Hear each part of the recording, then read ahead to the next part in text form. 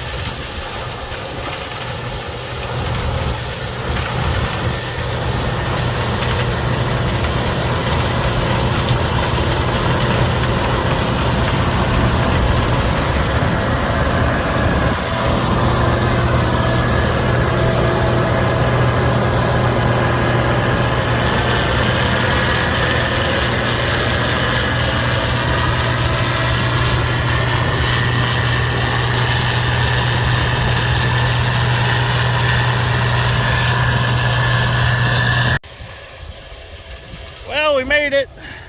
The old L2 made it to Madairyville. It's official. That's the farthest it's been away from home, I think, in its entire life. So, that was a fun ride, but we made it. I do love the high-speed travel that these have down the road. Flat ass flies. All right, let's get cutting some of these beautiful soybeans. Neighbors probably think Jed Clampett brought his combine to town. I don't think there's been a Gleaner combine around here in years. All I've seen so far is big Case IHs and big John Deeres. Then all of a sudden some guy from Knox brings a smoking trash can. That's alright. These are definitely some pretty soybeans. This is some pretty heavy dirt right here. This is that clay last spring that I started planting and then quit planting because it was just too tight. So that's when Dave brought the 8650 down here and dissed it, and I was able to plant it.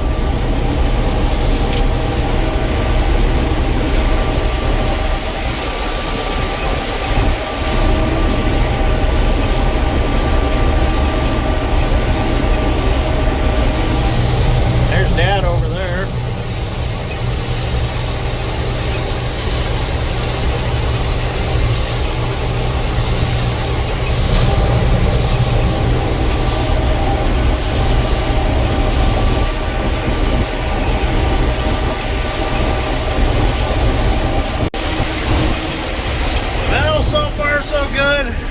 issue with my slip clutch and my feeder drum again, but this time I went up to my truck, I tore it apart real quick, and I cleaned the slip clutch dogs up. I sprayed them on with brake cleaner. Then I took one of the broken fingers from the auger and I used the fiberglass end of it to scratch them up real good, clean off whatever crap was on them, and I sprayed them off with brake cleaner again. Then I got a handful of dirt, rubbed it all over them, and then reassembled it. So for those of you that work with electronic stuff, you might know this already, but they make what are called fiberglass pencils, and they're actually made for cleaning contacts on like electronic stuff. Like I use them on my model trains to clean up the contacts that are contact with the rail and stuff like that. And that fiberglass, it like scratches and cleans stuff. Well, I grabbed one of them fingers, and I'm like, I wonder if this will work just like one of those pencils, and it sure does. Kind of cool, because they're from them getting broke, they're all frayed out and stuff. So you just take that and scrub it with them, and it worked real good. So now my slip clutch is holding. What had happened was it must have got some grease from the sprocket, because you can grease those sprockets so when they do slip, they just spin on the shaft freely. So don't over grease your slip clutches, and it wouldn't hurt before you start your season, maybe just to pop the slip clutches apart and make sure they're clean, they're grease free and oil free. Keep them dry and they won't slip. So little words of advice. I should have probably done that, but you know, kind of in a hurry to get to the field, I didn't. So, and then rub a little dirt on it, that way it's got a little bit of grit to it. Or you can use like kitty litter or talcum powder or something like that, you know, just something to just clean them up a little bit. Take off if there is any oily film after even the brake cleaner.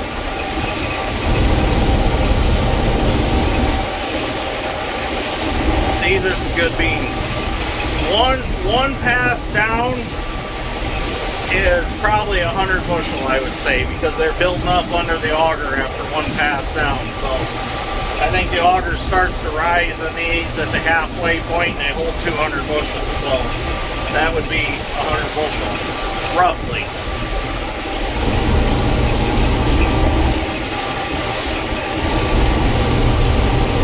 Okay, we'll keep cutting. Well, this is kind of a problem that we haven't had all fall when it comes to soybeans. Both combines sitting here full with nowhere to dump them because both semis are full and gone. And we still got quite a bit of beans to cut. So, pretty happy with this field so far. So I want to point something out. You know, throughout my YouTube career, I've been using big meal wipes. Well, you see I got a can of them right there in the combine cab. Well, them have been in there since the beginning of last fall, and I haven't touched them, and my hands were pretty dirty, and I'm gonna go eat lunch because Mom dropped my lunch off in the truck. I thought, oh boy, these are gonna be all dried out and they're not gonna be any good. Well, I'll be darned. Open them up, they're still as moist as the day that can was brand new off the shelf at Bain Welker Equipment. So them things are great and they never dry out. So that's a good testament right there to big meal wipes. I'll tell you what, I really thought they were going to be dried out and I wasn't going to have nothing to clean my hands with, but I'm amazed. So good product. Big meal wipes from the Mealhead brand company. Great people, great products. Got to get you some. Well, we got a semi back, so now we can finish cutting.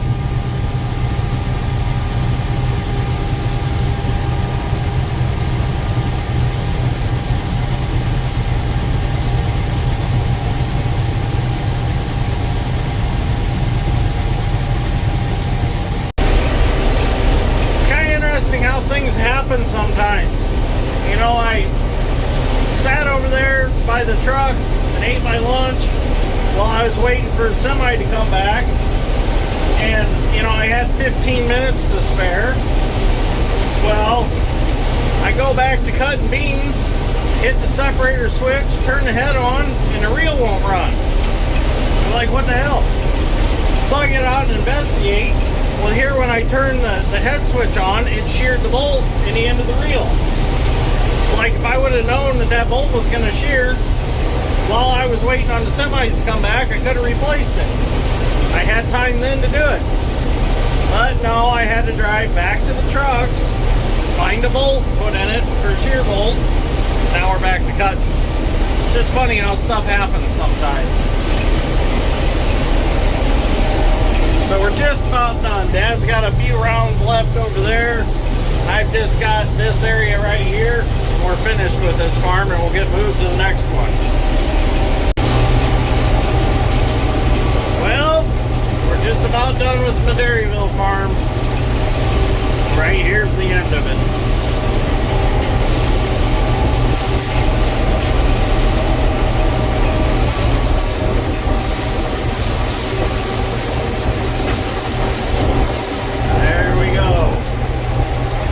Finished here. Next stop, Francisville. I'll go unload, get my head off, we'll go for a road trip. So, just roughly running some figures here, kind of just going off of what was in the trucks. Looks to be like these beams went 60 bushel acre. So far that's a record for our season. It's definitely better ground than back at home, so I'm pretty happy with that. So, but like I said, those are rough numbers. That's not looking at grain tickets, and obviously I don't have a monitor in here.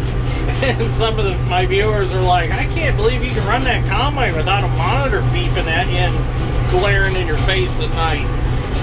Yeah, I can. I kind of enjoy not having a monitor, because when you're in a bad crop, all you do is sit there and get mad anyways. So it's kind of peaceful not having one. So anyways, I'm gonna go dump. We'll get to the next one.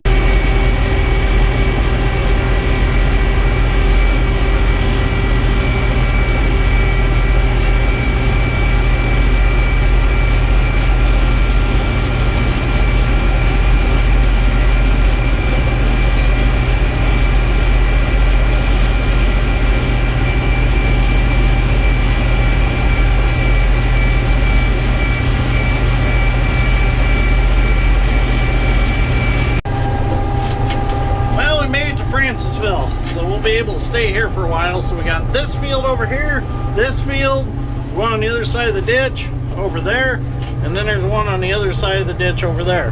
So there's quite a bit of ground here, so we'll be here for a little bit. So let's get started. Well, we got a good start here tonight. Lights are staying on. I figured out what was going on. I had two lights for some reason that I don't know if they were just too much draw or they were just something wrong with the lights, because I unplugged them and now everything's staying on just fine. So and they were two that I really didn't need. But I had kind of forgotten that Dad has never been on this farm. We come down and looked at it and drove around it, but he never actually has driven across any of the fields. He didn't do any field work down here, because on our way down he was asking me a bunch of questions about, are there property line markers, are there surface drains, are there pipeline markers. I'm sitting there thinking, I'm like, then it dawned on me, it's like, well, he's never been on the place before. So I planted it all and he didn't do anything on it this year. So that's kind of a first for me to be on a farm that Dad's never been on. So I just thought that was kind of funny. For once I blazed the trail and he's in uncharted territory. So I told him that there is a pipeline marker out here in the field. I'm going to try to find it tonight and cut around it. I don't know if any of you remember from my videos of planting this farm.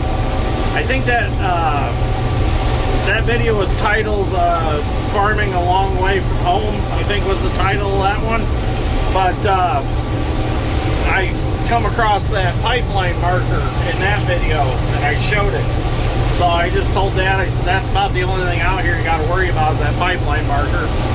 So I'm going to cut around it and find it so he don't have to worry about it. But beautiful beans out here in the lower ground, but that high ditch bank, they were pretty small, but they still had pods on them, so that's a good thing.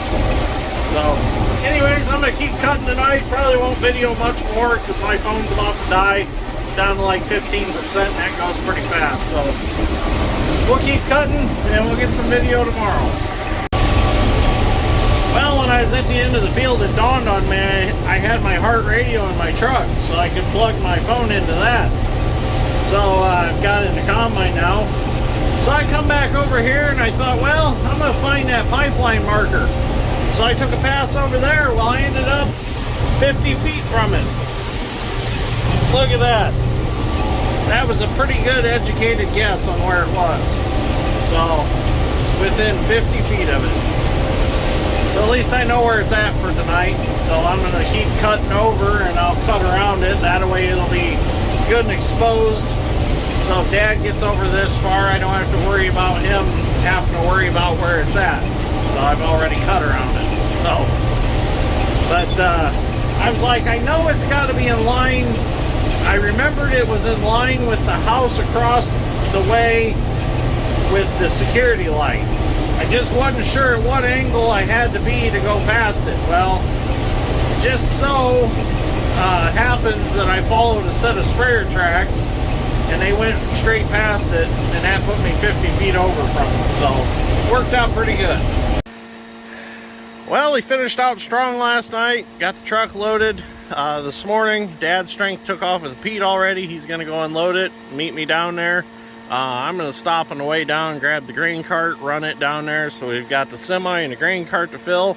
He's going to run back. He's going to grab the Kenworth, run it in, dump it. That'll give us 2 empty trucks and an empty grain cart.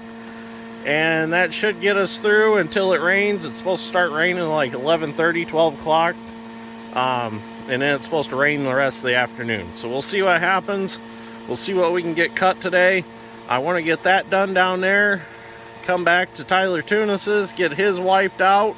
There I'm going to have to take the chopper off.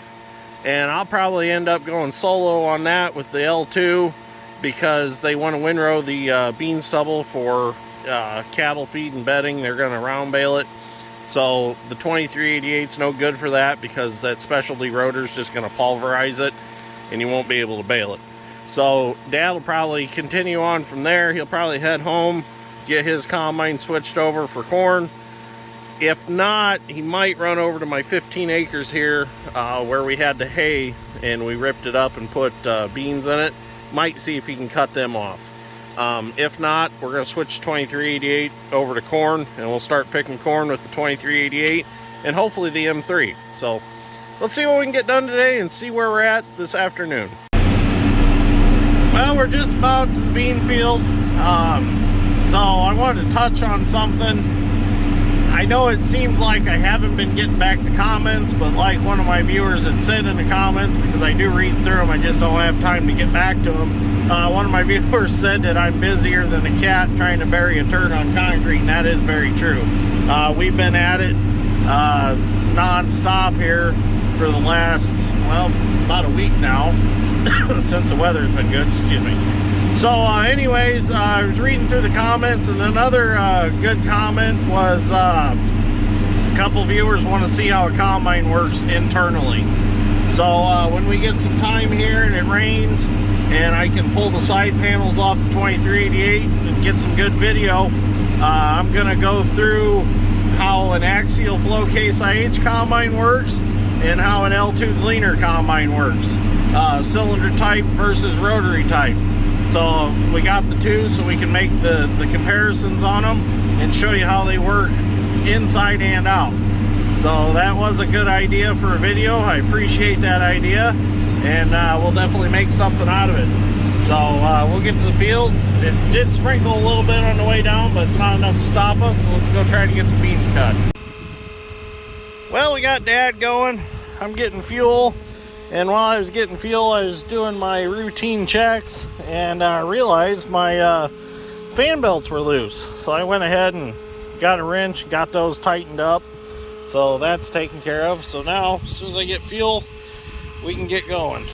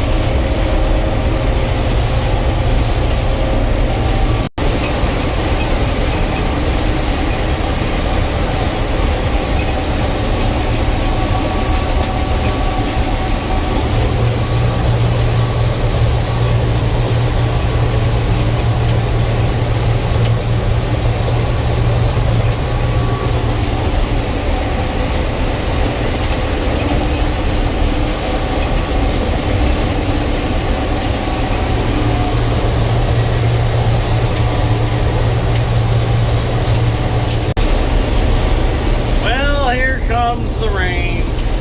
As you can see, it's starting to make all the stuff stick to everything. It's gonna get nasty. Hopefully it don't last very long. I think most of it went around us because it was dark over there. Now it's starting to get lighter. We'll see what happens. I at least want to get this field done. I think maybe we can push it and get it done. We'll see what happens. Really hoping for no rain today.